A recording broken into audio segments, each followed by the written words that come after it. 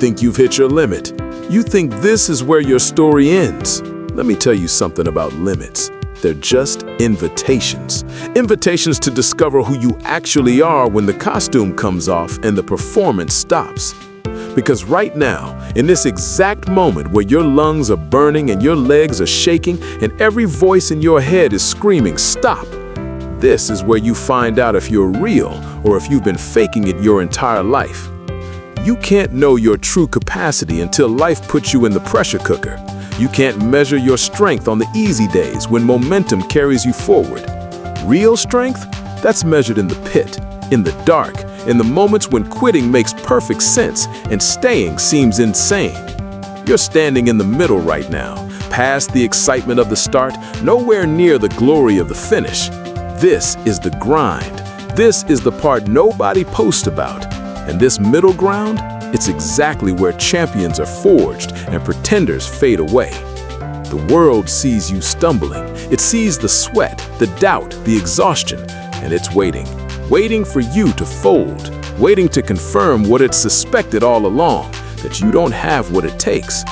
But here's what the world doesn't know. You've survived 100% of your worst days so far. Every storm that tried to drown you, you're still breathing. Every blow that should have kept you down, you got back up. You've got a track record of resilience that the scoreboard doesn't show. This pain you're feeling isn't punishment, it's preparation. These scars aren't evidence of defeat. They're receipts for the price you've paid to become who you're meant to be. While everyone else is sleeping, while the crowds have gone home, while the cameras are off, you're still here, still moving, still fighting. So when that voice whispers, "Just quit," when your body begs for mercy, when logic tells you to walk away, that's when you look reality dead in the eye and deliver the only message that matters. I'm not done yet. Let's talk about your statistics, not the ones they measure, not the wins and losses they keep score of. I'm talking about the only stat that actually matters, your survival rate. And right now, you're sitting at 100%. Every single day that tried to break you, you're still here. Every moment that felt like the end, you found a way through. That betrayal that shattered you, that failure that humiliated you, that loss that hollowed you out from the inside. You survived all of it, not because you're lucky, not because it wasn't real, but because somewhere deep in your core, there's something that refuses to die. You've been counting your defeats, cataloging your mistakes, replaying your failures like they're the whole story. But you're forgetting the most important plot point. You're still standing. Bloodied? Yes. Broken? Maybe. But breathing, still in the arena, still capable of taking one more step. The person who wakes up tomorrow is going to carry every lesson from every battle you've survived. They're going to be stronger because of the weight you carry today. They're going to be wiser because of the mistakes you made yesterday. And they're going to be more dangerous because they've stopped pretending this was ever going to be easy. Your track record isn't perfect, but it's undefeated where it counts. You've never stayed down, not once, not ever. And that pattern, that's not luck, that's who you are. You've been calling it rejection. You've been calling it failure. You've been calling it the worst thing that ever happened to you. But what if you've been using the wrong vocabulary this entire time? That door that slammed in your face didn't close your future. It redirected you away from a path that would have wasted your potential. That relationship that fell apart didn't break you. It removed someone who couldn't handle the version of you that was coming. That opportunity you lost didn't steal your destiny. It cleared space for something that actually fits who you're becoming. Stop mourning what left. Start investigating why it left. Because sometimes the universe isn't punishing you, it's protecting you. Sometimes what feels like rejection is actually extraction. Extraction from situations that would have kept you small. Extraction from people who needed you weak. Extraction from comfort zones that were slowly killing your ambition. Every storm that hit you brought a message you weren't ready to hear. Every crisis stripped away something you were holding on to that was holding you back. The pain wasn't random, it was surgical. Cutting away the dead weight, burning off the pretense, exposing what's actually real beneath all the performance. So rename it. That wasn't defeat, that was refinement. That wasn't loss, that was liberation. That storm wasn't the end of your story. That was the plot twist that made your story worth telling. The storm didn't come to destroy you, it came to reveal you. Nobody's watching at 1 a.m. There's no crowd cheering, no coach screaming motivation in your ear, no camera capturing your discipline for the highlight reel. It's just you and the work, you and the choice, you and the question that won't let you sleep. Are you really about this, or have you just been talking? This is where it counts, not on stage, not when it's convenient, not when you feel inspired, but right here in the dark, when every logical reason to quit is staring you in the face, and the only thing pushing you forward is a promise you made to yourself that nobody else even knows about. The world celebrates results, but it has no idea about the price. They see the victory lap, but they miss the thousands of laps you ran when your lungs were screaming.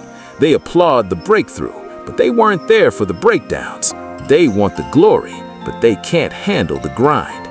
You don't get to outsource this part. You can't hire someone to do your push-ups. You can't pay someone to silence your doubts. You can't delegate the decision to keep going when quitting makes perfect sense. This is your fight, your repetition, your lonely hour where character gets built in the dark. So you show up, not because anyone's making you, but because you're making you. And that version of yourself you're building in private, that's the one who wins in public. The odds are against you. The statistics don't favor you. The experts have calculated your probability of success, and it doesn't look good. And you know what? None of that matters, not even a little bit. Because here's what they don't factor into their equations. You've already decided. While they're running the numbers, you're writing the script. While they're predicting outcomes based on past patterns, you're creating a pattern that's never been seen before. They're using yesterday's data to forecast your tomorrow, but they don't have access to the variable that changes everything: your made-up mind. Facts are just the current scoreboard. They're not prophecy, they're not destiny. They're a snapshot of what is, not a declaration of what must be. And the moment you decide that their reality isn't your ceiling, you stop being a character in someone else's narrative and become the director of your own. You're not ignoring reality. You're refusing to let reality have the final word. There's a difference. One is delusion, the other is defiance. One is denial, the other is determination. You see the mountain, you acknowledge the odds, you understand the risk, and then you climb anyway. Because the greatest achievements in history weren't accomplished by people who checked the odds first. They were accomplished by people who made their minds up and then bent reality to match their decision. You're not here to respect the statistics. You're here to become the exception that rewrites them. One day, you're going to look back at this exact breaking point where you wanted to quit, and you're going to smile. Not because the pain wasn't real, not because it didn't cost you everything, but because you'll finally understand what it built. These scars you're carrying aren't damage, they're proof of engagement. They're receipts for the price you paid when everyone else was window shopping. Every wound tells a story about a moment you refused to retreat. Every ache is a souvenir from a battle you survived. This isn't trauma, this is your resume.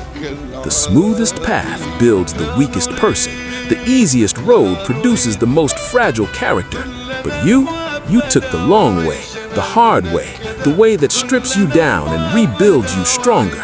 And that decision, to stay in the fire until it forged you into something unbreakable, that's what separates you from everyone who quit when it got uncomfortable. You're not the same person who started this journey. You walk differently now. You talk differently. You carry yourself with the quiet confidence of someone who's been tested and didn't break. There's a spirit in you that wasn't there before, a resilience, a depth, a knowing. So wear those scars like armor, because they are.